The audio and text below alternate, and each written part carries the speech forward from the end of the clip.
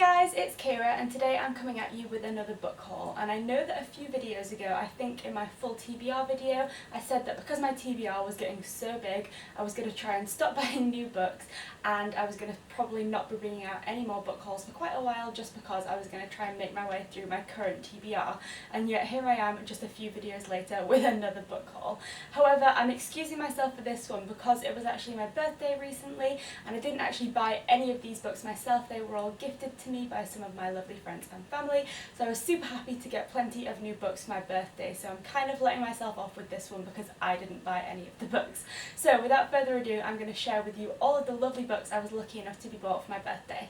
So the first book that I was gifted was actually one that I did ask for, and that was The Rum Hunt by Mary Watson. So this book was the Myth Taker Reads book for April, I believe, and I saw Charlotte and Ashley both talk about this book in their reading vlogs for Myth Take, and I was just absolutely captivated by the synopsis of this book. So it's basically a book based on Irish folklore and mythology, which I found to be such an interesting and intriguing topic. Now, if I'm completely honest, I don't know too much about it other than the fact that it's about a girl called Wren who is periodically chased by all the people in her town as part of a game every year. However, there's something sort of deeper going on and she's hiding a deeper part of her identity, and that's kind of all I know about it, and it's all I really want to know because I feel like it's quite a dark and mysterious book from what I heard Charlotte and Ashley say, and for that reason I don't want to know too much going into it because obviously I feel like that would spoil my enjoyment of the book, but it sounded super interesting. I love the cover and I'm really excited to give this one a read. So the next book that I got was one that my brother got for me, and I was so excited to receive this one for my birthday because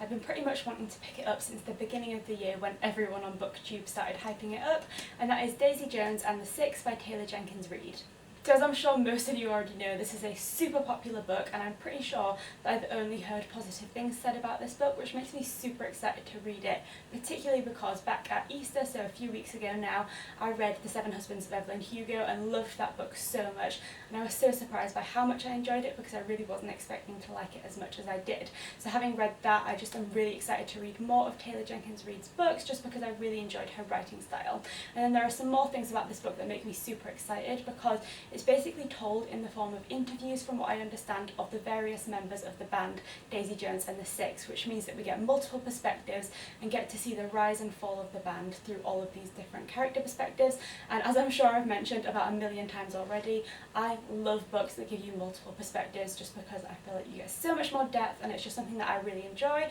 So knowing that and knowing how much I enjoyed The Seven Husbands of Evelyn Hugo, I'm so excited to read this book.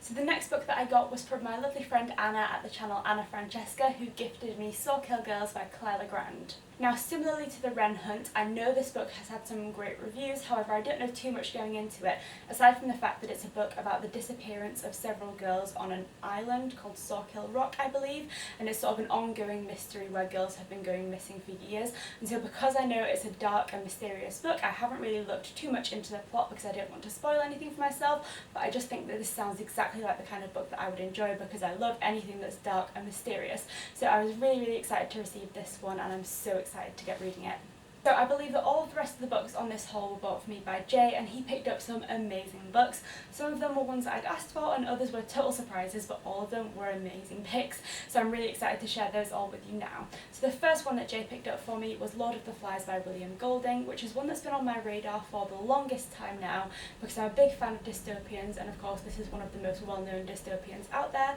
but for some reason I just haven't managed to get around to this one yet, so I'm really excited to read it. But to be honest, I'm more excited that Jay picked up the Penguin Deluxe Classics cover because I just love the Deluxe Classics. I think they're all so beautiful and I've got a massive growing collection and I'm not planning on stopping anytime soon because I just think they're all so beautiful. But I'm really excited to read this one and I really love the cover as well.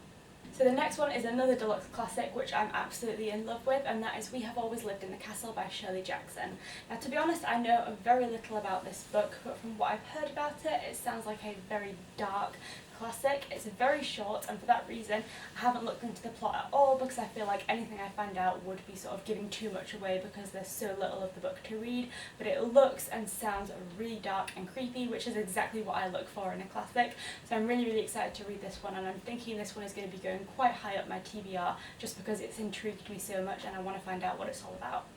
And then the final deluxe classic from this haul is Middlemarch by George Eliot, which again has a beautiful cover. Who's surprised? not me, that's for sure, because this one just looks so beautiful. I'm really loving the like turquoise and gold combination. I just think it works so well. But moving on to the actual content of the book, I'm really excited to pick this one up because I've read one other George Eliot book before, which was The Mill on the Floss, which I read at university, and I did really enjoy that one, but haven't thought to pick up anything else by Eliot since then, so I'm really excited to give this one a read because I think it's probably her most well-known book. So from what I know about this book, it basically takes place in a small town where there's all kinds of respectable people doing respectable things, but then some new people arrive in the town and those people kind of shift the equilibrium in the town and start to sort of reveal things about other members of the community. And so these new people start to basically reveal that respectability can just be a complete facade and that people can have hidden pasts and there can be lots of scandal lurking beneath a respectable surface. So this sounds really, really interesting, and having read The Mill on the Floss, which really looks at a group of people over a very long period of time and develops them in such an interesting and in-depth way, I'm really, really excited to read this one just because I have complete faith that the characters are going to be developed in such an interesting way. Now, it's quite a long book, which again means that you've got plenty of time for character development, so I'm really excited to give this one a read and see what it's all about. So next up, we've got another Victorian classic, and that is North and South by Elizabeth Gaskell. So quite similarly to Middlemarch, I believe that this book really focuses on people, and to be honest, in my experience, Victorian fiction isn't often all that dramatic. It really focuses on people rather than plot, which I certainly find very interesting. And so I didn't know too much about this book going in, but it was kind of on my radar because I'm pretty sure I'd heard Lucy from the channel Lucy the Reader talking about the TV adaptation. So I was definitely intrigued to find out more, and it definitely sounds like an interesting book. So it basically looks at a woman who has been forced to move from the countryside in the south to a northern industrial town and looks at her sort of finding her new identity in this new setting. So to me it sounds like a really interesting book because I know that in England currently there's kind of like a joking divide between north and south, but I think it'll be really interesting to look at it from like a historical perspective and see how far back that divide goes and whether it was actually more serious back in these industrial times. So yeah, it sounds like an interesting book and I'm really, really excited to give it a read.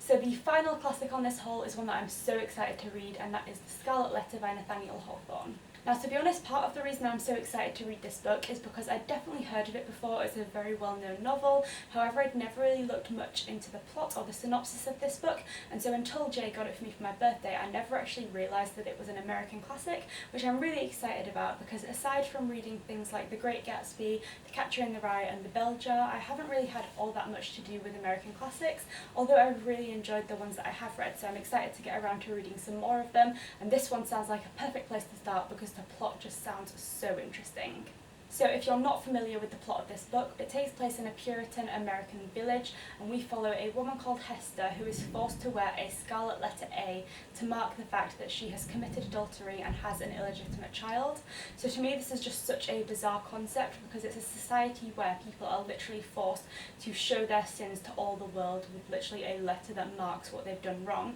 And so it's a really, really interesting but bizarre concept that I'm really interested to find out more about, particularly because it of course looks at how women were treated in this society and how Hester and her daughter really struggle to feel safe within their community because of this scarlet letter. So it sounds like a really, really interesting and dark concept that I'm excited to find out more about just because it's so alien from anything that I've ever interacted with before. So it's such an interesting concept and I'm really, really excited to find out more. Next up, we've got The Dream Thieves by Maggie Stiefvater, which I'm really excited to read because it's the second book in the Raven Cycle series. Now, I read the first book in the series, The Raven Boys, back at Easter. I've even got a reading vlog of me reading that book, and I enjoyed it so much that I knew I had to ask for the next one for my birthday because I really wanted to continue on with the series. Now, I don't want to say too much about the synopsis of this book because obviously it is a sequel and I don't want to give away anything that happened in the first one in case you haven't read it, but it's a really, really interesting series that I enjoyed the first part of, and I'm excited to continue on reading it.